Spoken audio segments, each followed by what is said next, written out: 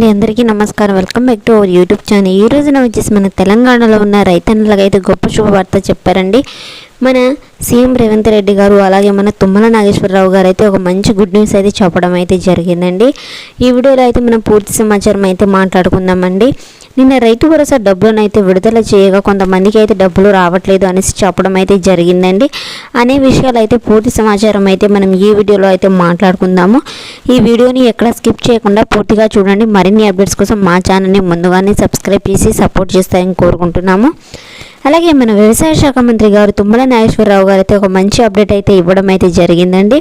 ముందుగా చూసుకుంటే మన తెలంగాణలో జనవరి 26వ తేదీన అయితే రైతు భరోసా డబ్బులను అయితే ప్రారంభించడం అయితే జరిగిన విషయం మనందరికీ తెలిసిందే అండి.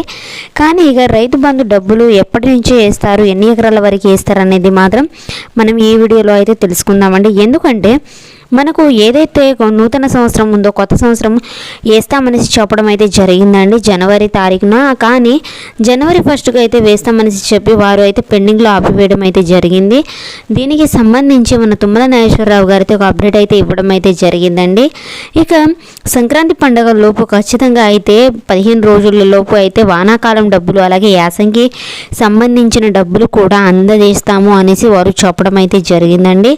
దీని మీద అయితే ప్రజలు అయితే ఒక మండిపడటం అయితే జరిగిందండి. ఎందుకంటే ఎప్పుడు ఇస్తామని చెప్పడమే కానీ ఇప్పటిదాకా అయితే మాట మీద నిలబెట్టలేకపోయారు అనేసి మన ప్రజలైతే మన రైతు భరోసా డబ్బులు రాకుండా ఉండడం వలన అయితే రైతులైతే చాలా వరకు బాధపడుతున్నారండి. అలాగే ప్రభుత్వం మీద అయితే మండిపడటం అయితే జరుగుతుందండి. సో మొత్తానికి అయితే ఏదైతే హామీ ఇచ్చామో హామీ ప్రకారం అయితే రైతు భరోసా నిధులను అయితే విడుదల చేసే తీరుతాము అన్నట్టు మన తుమ్మల నాగేశ్వరరావు గారిది చెప్పడం అయితే జరిగిందండి.